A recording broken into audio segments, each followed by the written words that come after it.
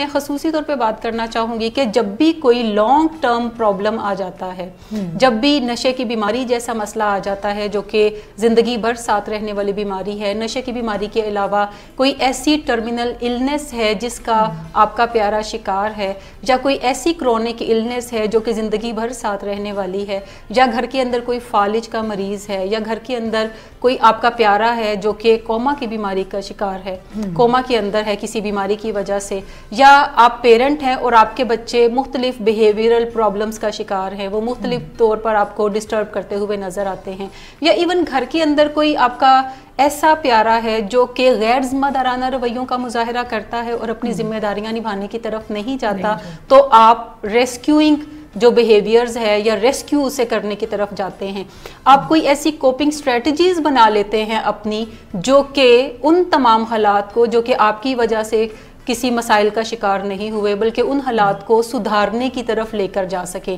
یہی وہ رویے ہیں جو آپ کو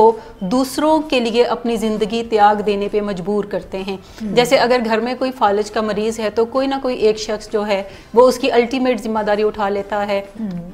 اس کو کھانا کھلانا اس کی رسپانسبلٹی ہوتی ہے، اس کے کھانے کا خیال رکھنا اس کی رسپانسبلٹی ہوتی ہے، یا وہ اپنی یہ ذمہ داری بنا لیتا ہے۔ وہ کوئی بیٹی ہو سکتی ہے، بیٹا ہو سکتا ہے، یا وائف ہو سکتی ہے، یا اگر پیرنٹ فگر ہے تو کوئی بچہ یہ ذمہ داری جو ہے وہ نبھانے کی طرف جاتا ہے۔ اگر وہ گھر سے باہر اس کو جانے کی ضرورت پڑتی ہے تو وہ بار بار کال کر کے پوچھتا ہے کہ آپ نے چائے پلائی، انہیں ابھی چائے کا ٹائم ہو گیا تھا، کھانے میں انہیں کھلایا، انہیں کھانا اس طرح کا کھلانے کی ضرورت تھی، کیا انہوں نے وہی کھایا یا کوئی ڈیفرنٹ چیز کی؟ جب ہم کسی کے رویوں کو کنٹرول کرنے کی کوشش کرتے ہیں کہ اس کی زندگی جو ہے وہ بہتری کی طرف ہی مائل رہے ہماری کوششوں کی وجہ سے، تو اس کو ہم کو ڈیپینڈنس کے اندر دیکھتے ہیں۔ غرض یہ کہ کو ڈیپینڈنسی کا جو آغاز تھا وہ شروع میں تو یہ دیکھا گیا کہ نشے کی بیماری میں مبتلا جو افراد تھے ان کے اہل خانہ کے اندر وہ سمٹمز یا علامتیں نظر آتی تھیں، لیکن 1980s کے بعد پروفیشنلز نے اسے نشے کی بیماری سے ہٹ کر بھی دیکھنا شروع کیا۔ میں خصوصی طور پہ بات کرنا چاہوں گی کہ جب بھی کوئی لانگ ٹرم پرابلم آ جاتا ہے، جب بھی نشے کی بیماری جیسا مسئلہ آ جاتا ہے جو کہ زندگی بھر ساتھ رہنے والی بیماری ہے، نشے کی بیماری کے علاوہ کوئی ایسی ٹرمینل النس ہے جس کا آپ کا پیارا شکار ہے، یا کوئی ایسی کرونک النس ہے جو کہ زندگی بھر ساتھ رہنے والی ہے، یا گھر کے اندر کوئی فالج کا مریض ہے، یا گھر کے اندر کوئی آپ کا پیارا ہے جو کہ کوما کی بیماری کا شکار ہے، کوما کے اندر ہے کسی بیماری کی وجہ سے، یا آپ پیرنٹ ہیں اور آپ کے بچے مختلف بیہیویئرل پرابلمز کا شکار ہیں، وہ مختلف طور پر آپ کو ڈسٹرب کرتے ہوئے نظر آتے ہیں، یا ایون گھر کے اندر کوئی آپ کا ایسا پیارا ہے جو کہ غیر ذمہ دارانہ رویوں کا مظاہرہ کرتا ہے اور اپنی ذمہ داریاں نبھانے کی طرف نہیں جاتا، تو آپ ریسکیوئنگ جو بیہیویئرز ہے یا ریسکیو اسے کرنے کی طرف جاتے ہیں۔ آپ کوئی ایسی کوپنگ سٹریٹجیز بنا لیتے ہیں اپنی جو کہ ان تمام حالات کو جو کہ آپ کی وجہ سے کسی مسائل کا شکار نہیں ہوئے بلکہ ان حالات کو سدھارنے کی طرف لے کر جا سکے۔ یہی وہ رویے ہیں جو آپ کو دوسروں کے لیے اپنی زندگی تیاگ دینے پہ مجبور کرتے ہیں۔ جیسے اگر گھر میں کوئی فالج کا مریض ہے تو کوئی نہ کوئی ایک شخص جو ہے وہ اس کی الٹیمیٹ ذمہ داری اٹھا لیتا ہے، اس کو کھانا کھلانا اس کی رسپانسبلٹی ہوتی ہے، اس کے کھانے کا خیال رکھنا اس کی رسپانسبلٹی ہوتی ہے، یا وہ اپنی یہ ذمہ داری بنا لیتا ہے۔ وہ کوئی بیٹی ہو سکتی ہے، بیٹا ہو سکتا ہے، یا وائف ہو سکتی ہے، یا اگر پیرنٹ فگر ہے تو کوئی بچہ یہ ذمہ داری جو ہے وہ نبھانے کی طرف جاتا ہے۔ اگر وہ گھر سے باہر اس کو جانے کی ضرورت پڑتی ہے تو وہ بار بار کال کر کے پوچھتا ہے کہ آپ نے چائے پلائی، انہیں ابھی چائے کا ٹائم ہو گیا تھا، کھانے میں انہیں کھلایا، انہیں کھانا اس طرح کا کھلانے کی ضرورت تھی، کیا انہوں نے وہی کھایا یا کوئی ڈیفرنٹ چیز کی؟ جب ہم کسی کے رویوں کو کنٹرول کرنے کی کوشش کرتے ہیں کہ اس کی زندگی جو ہے وہ بہتری کی طرف ہی مائل رہے ہماری کوششوں کی وجہ سے، تو اس کو ہم کو ڈیپینڈنس کے اندر دیکھتے ہیں۔ غرض یہ کہ کو ڈیپینڈنسی کا جو آغاز تھا وہ شروع میں تو یہ دیکھا گیا کہ نشے کی بیماری میں مبتلا جو افراد تھے ان کے اہل خانہ کے اندر وہ سمٹمز یا علامتیں نظر آتی تھیں، لیکن 1980s کے بعد پروفیشنلز نے اسے نشے کی بیماری سے ہٹ کر بھی دیکھنا شروع کیا۔ ایک چیز بڑی ویورز کو سمجھنے کی ضرورت ہے یا ہم سبھی کو سمجھنے کی ضرورت ہے کہ کو ڈیپینڈنٹ جو لوگ ہوتے ہیں وہ کوئی برے لوگ نہیں ہوتے، بالکل نیچر وائز وہ بڑے کائنڈ ہوتے ہیں، گڈ پیپل ہیں وہ، اور اس کے علاوہ وہ دوسروں کی مدد کرنا چاہتے ہیں، لیکن ان کے لیے یہ تفریق کرنا مشکل ہے کہ کہاں پہ وہ دوسرے کی مدد کی بجائے جو انہوں نے کرنے کا عزم کیا تھا اور کر رہے تھے، کہاں وہ ہیلپ کی بجائے ہرٹ میں کنورٹ ہو گئی. یعنی کہاں پر وہ لائن تھی جہاں پر جو مدد وہ فراہم کر رہے تھے وہ مدد دوسرے کو ملنے کی بجائے اس کو مزید تکلیف کی طرف راغب کرتی چلی گئی. اگر ہم یہ کہیں کہ کو ڈیپینڈنس کوئی پروگریسو بیماری ہے تو یہ بھی غلط نہیں ہے، کیونکہ کو ڈیپینڈنس وقت کے ساتھ ساتھ بڑھتی چلی جاتی ہے. جیسے جیسے مسئلہ بڑھتا چلا جاتا ہے، کو ڈیپینڈنٹ لوگ جو ہیں ان کی کوششیں اس مسئلے کو حل کرنے کے لیے اور زیادہ تیز ہوتی جاتی ہیں اور زیادہ دیر تک رہتی ہیں. اس کا مطلب ہے کہ اس کا ایفیکٹ بھی انہیں بھگتنا پڑتا ہے. ان کے اندر جو کو ڈیپینڈنسی کے ڈسٹرکٹیو پیٹرنز ہیں وہ بھی ان کی زندگیوں پہ زیادہ نظر آنا شروع ہو جاتے ہیں. جیسے اگر کوئی شخص کسی نشے کے مریض کے ساتھ رہتا ہے تو آپ یوں کنسیڈر کریں کہ ہمہ وقت اس کو انگزائٹی ہوتی رہتی ہے کہ اب پتہ نہیں کیا ہوگا، اب پتہ نہیں باہر سے کیا میسیج آئے گا، اب پتہ نہیں گھر آئے گا مریض تو وہ کن حالوں میں ہوگا، صبح اٹھے گا تو وہ کیا کرے گا.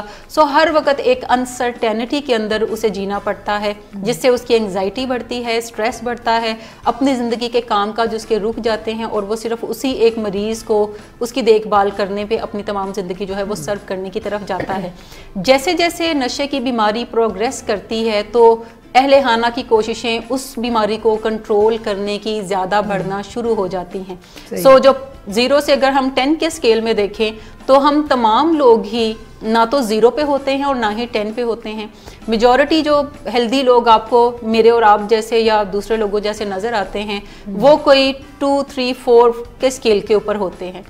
کچھ 5 کے اسکیل پہ آپ کو نظر آئیں گے. لیکن جیسے جیسے آپ کا یہ اسکیل تھوڑا آگے بڑھنا شروع ہو جاتا ہے تو اس کا مطلب ہے کہ اب آپ کی زندگی میں بہت ساری کمیاں آنا شروع ہو گئی ہیں جس کو آپ آئیڈینٹیفائی نہیں کر رہے. اگر آپ کر رہے ہیں تو آپ کو لگتا ہے کہ آپ کوئی بہت امپورٹنٹ شخص نہیں ہے جو اس زمین کے اوپر آئے ہیں. اہم شخص تو وہ ہیں جو آپ کے ارد گرد بستے ہیں اور جن کی نگہداشت جو ہے آپ نے کرنی ہے کسی طور پہ بھی، چاہے وہ اپنی نگہداشت کرنا چاہیں یا نہ کریں، لیکن آپ انکانشیسلی یہ ذمہ داری اٹھا لیتے ہیں کہ آپ نے ان کی نگہداشت کرنی ہے. یہ سفر پھر 6, 7, 8, 9, 10 تک جا پہنچتا ہے اور 10 سے مراد ہے کہ آپ گوڈے گوڈے پھنسے ہوئے ہیں اس مسئلے کے اندر، اور جتنا آپ اس مسئلے کے اندر پھنسے ہوئے ہیں اسی قدر آپ کا مریض بھی بیماری سے جوجھ رہا ہے. دیکھیں کو ڈیپینڈنسی کے بہت سارے آپ کو فیسٹرز نظر آئیں گے جس میں کیئر ٹیکنگ ایک بہت ہی کامن چیز ہے جو کہ آپ کو نظر آتی ہے. پھر اینگر، جو کو ڈیپینڈنٹ ہوتے ہیں ان کے اندر اینگر بہت زیادہ ہوتا ہے جو کہ سپریسڈ اینگر ہوتا ہے اور جہاں جہاں موقع ملتا ہے وہ اس کو نکالنے کی طرف بھی جاتے ہیں. کو ڈیپینڈنٹس کی جو باؤنڈریز ہیں ریلیشن شپ میں وہ کافی بلرڈ ہوتی ہیں کہ وہ واضح نہیں ہوتی. وہ کبھی دوسروں کی باؤنڈریز میں اسٹیپ ان کرتے ہیں اور دوسروں کو بھی الاؤ کرتے رہتے ہیں کہ وہ ان کی باؤنڈریز میں اسٹیپ ان کرنے کی طرف جائیں. باؤنڈریز کا بھی پرابلم ہوتا ہے ریلیشن شپس کے اندر. اسی طریقے سے یہ لوگ جو ہیں کنٹرولنگ کافی زیادہ ہوتے ہیں. کنٹرولنگ ایک وہ ٹریٹ ہے جو کہ آپ کو کو ڈیپینڈنٹس کے اندر کافی واضح طور پہ نظر آئے گا. اگر ہم یہ بات کریں کہ کیئر ٹیکنگ اور کنٹرولنگ جو ہیں یہ ٹاپ کے ٹریٹس ہیں تو یہ بالکل حقیقت ہے کہ آپ کو یہ لوگ کیئر ٹیک کر بڑے اچھے نظر آئیں گے، کنٹرول کرتے ہوئے دوسروں کو نظر آئیں گے کہ دوسرا ان کی مرضی کے مطابق چلے اور انہیں زیادہ پتہ ہے کہ اس کی زندگی کیسی ہونی چاہیے. کنٹرولنگ رویے بھی آپ کو نظر اس میں آئیں گے. کیئر ٹیکنگ کی ہم بات کریں تو کو ڈیپینڈنٹس بہت ہی اچھے کیئر ٹیکرز ہوتے ہیں، یا جو کیئر ٹیکرز ہوتے ہیں وہ بہت اچھے کو ڈیپینڈنٹ بن سکتے ہیں جو بن سکتے ہیں، جن کے اوپر کبھی نہ کبھی یہ ذمہ داری ہے کہ وہ کسی دوسرے کی نگہداشت کرنے جائیں. جیسے مائیں گھروں کے اندر جو ہیں وہ کافی ولنریبل ہوتی ہیں کو ڈیپینڈنسی ڈیولپ کرنے پہ. فادرز جو ہیں وہ کافی ولنریبل ہوتے ہیں کنٹرولنگ ڈیولپ کرنے پہ، کیونکہ ان کا دل چاہتا ہے کہ ان کے بچے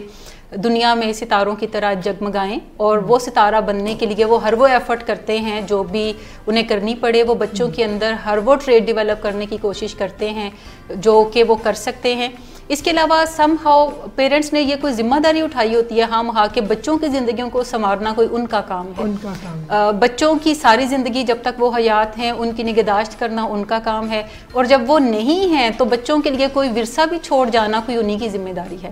یہ پیرنٹس کوئی ازلی ذمہ داری اٹھا لیتے ہیں بچوں کے پیدا ہونے کے ساتھ ہی، اور پھر وہ ساری زندگی اسی کو پورا کرتے ہوئے نظر آتے ہیں. کو ڈیپینڈنٹ جو لوگ ہیں ان کے اندر اگریشن آپ کو نظر آئے گا، بیکاز وہ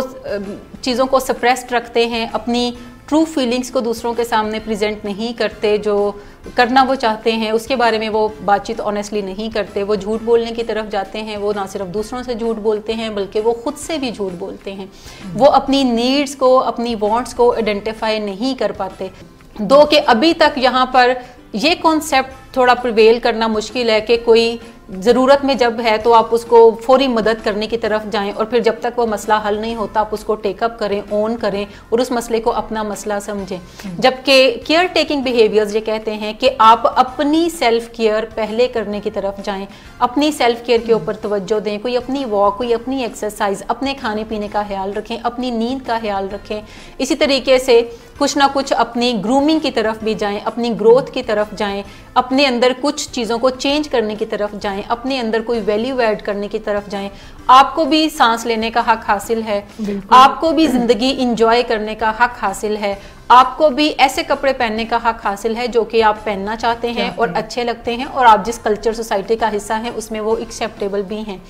आपको ऐसी चीज़ें करने का हक हासिल है जो कि आप करना चाहते हैं। ज़रूरी नहीं कि आपके अहले खाना उससे एग्री करते हैं, लेकिन अगर वो कंस्ट्रक्टिव हैं तो आप अच्छे तरीके से उनसे बातचीत कर सकते हैं और आप अपनी चीज़ों की तरफ आगे बढ़ सकते हैं। So care taking behaviour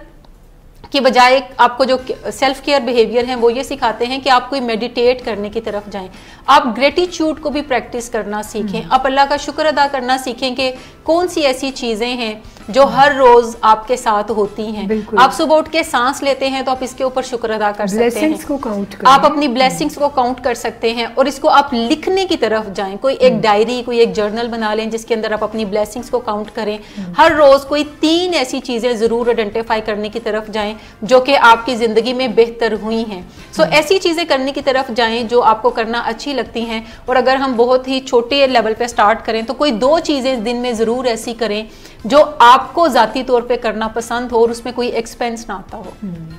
weekly कोई ऐसी चीज करें जो कि आपको करना पसंद हो और उसमें कोई थोड़ा बहुत एक्सपेंस आता हो। और आप मंथ में कोई और एक ऐसी चीज कर सकते हैं जिसमें आप थोड़े बहुत ज्यादा एक्सपेंस को भी इंजॉय कर सकते हैं, जैसे शॉपिंग करना अपने लिए या अपने कोई फेवरेट गैजेट खरीदने की तरफ जाना जो कि आप अपनी पॉकेट मनी जमा करते हैं और फिर आप उसको लेने की तरफ जाते हैं, बजाय कि आप अपनी पॉकेट मनी अपने बहन भाइयों के साथ शेयर करें और उन्हें वो चीज़ें देने की तरफ जाएं। सो सेल्फ केयर के अंदर अपनी जिस्मानी ज़रूरियात का ख्याल रखना, अपनी नफ्सियाती ज़रूरियात का ख्याल रखना, लोगों से मेल जोल बढ़ाने की तरफ जाना, ये एक्सेप्ट कर लेना कि जब आप दूसरों की मदद पर आमादा होते हैं,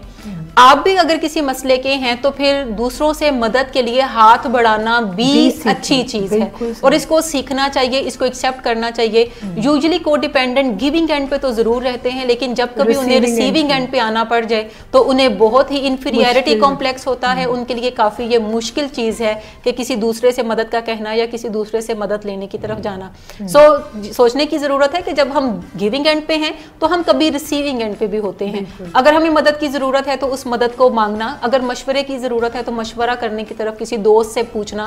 या किसी प्रोफेशनल से पूछना या गूगल से सर्च करना। कोई ना कोई मदद लेने की तरफ भी अपने आप को ओपन रखने की तरफ जाना। इसके अलावा जैसे मैंने कहा, ग्रेटिट्यूड को प्रैक्टिस करना सीखें। हर रोज कोई 2 चीजें ऐसी जरूर करें जो कि आपको खुशी देती हों, बजाय किसी और के मुताबिक आप चलें। कोई 2 चीजें ऐसी करें जो खालिस्तन आपकी खुशी के लिए हों। अगर आप इनको प्रैक्टिस करेंगे तो ग्रेजुअली आप स्टेप बाय स्टेप हीलिंग की तरफ जाते हैं। जब हम को डिपेंडेंस या केयर टेकिंग से हीलिंग की बात करते हैं तो ये कोई एक आध दिन का काम नहीं है। बिल्कुल, बाजुकात इसमें दिन महीने लग सकते हैं, बाजुकात हफ्ते लग सकते हैं, बाजुकात साल आपको दरकार होते हैं। लेकिन आप अपना ये जर्नी कहीं से शुरू जरूर कर सकते हैं और वो आज के दिन में कर सकते हैं। एक स्टेप करते हुए जब आप छोटे छोटे स्टेप लेते जाएंगे तो 1 माह के बाद आप पीछे मुड़कर देखें तो वहां पे काफी बड़ा डिफरेंस जो है वो क्रिएट हुआ होगा। इसी तरह से अगर आप ये छोटी छोटी कोशिशें 1 साल तक जारी रखते हैं तो फिर आप बहुत सारी ऐसी चीज़ों में से निकल जाएंगे जो कि आप प्रीवियसली कर रहे थे और आप सही मानों में जो हेल्प किसी को ज़रूरत है अब वो पहुंचाने की तरफ जाएंगे जिससे कोई उसको अफाका भी हो। लेकिन अगर आपकी मदद से दूसरे को अफाका नहीं हो रहा बल्कि दूसरा ज़्यादा बीमारी का शिकार हो रहा है, चाहे वो रवैयों की बीमारी है, चाहे वो जिस्मानी बीमारी है, चाहे वो नफ्सियाती बीमारी है, चाहे वो कोई गैर जिम्मेदाराना रवैया है, अगर वो बढ़ रहा है तो फिर आपको ज़रूर रुक जाना चाहिए। سوچنا چاہیے کہ جو مدد آپ فراہم کر رہے ہیں وہ درست نہیں ہے. سو درست مدد کیا ہو سکتی ہے جس سے آپ کی زندگی میں بھی آسانی پیدا ہو اور دوسرے کی زندگی میں بھی آسانی پیدا ہو.